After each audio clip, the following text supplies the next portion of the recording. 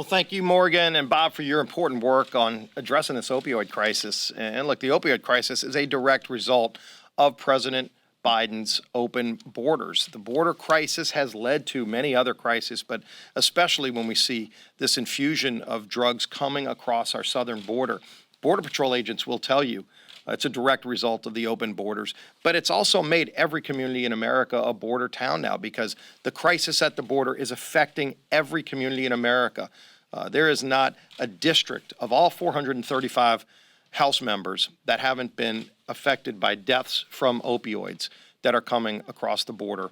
And when Elise talked about that important statistic, the devastating statistic that there are enough illegal drugs in our country now to kill every American 7 times, these are real numbers. These are real people that are dying in our communities. And President Biden needs to step up and secure our border. It's a national defense issue, but it's a life and death issue in communities all across America that he's allowing an open border that, among other things, is allowing all of these illegal drugs to come into our country and kill our young people at alarming numbers.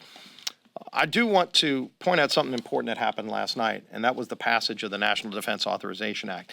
Maybe one of those rare moments in these days where Congress came together, Republicans and Democrats, to make sure we're taking care of our men and women in uniform. The bill had important victories.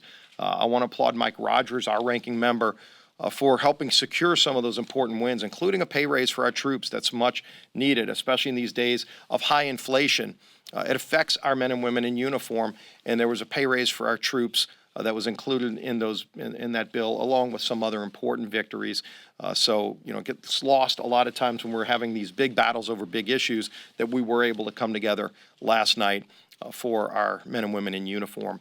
I wish we were able to have some of those same kind of bipartisan efforts on some of the other crises that are facing our country. Unfortunately, Speaker Pelosi will not work with Republicans to address the inflation crisis that's causing the cost of goods for so many things as families are trying to shop for the holidays. If they can even find the gifts that they're looking for their loved ones, they're paying dramatically more for it when they go to the grocery store. They're paying 20% or more for the food that they're buying. We all know the problem with the gasoline and energy crisis, where you're paying maybe 60% more for gasoline, and many families can't even afford to fill up their tank because the price is so high.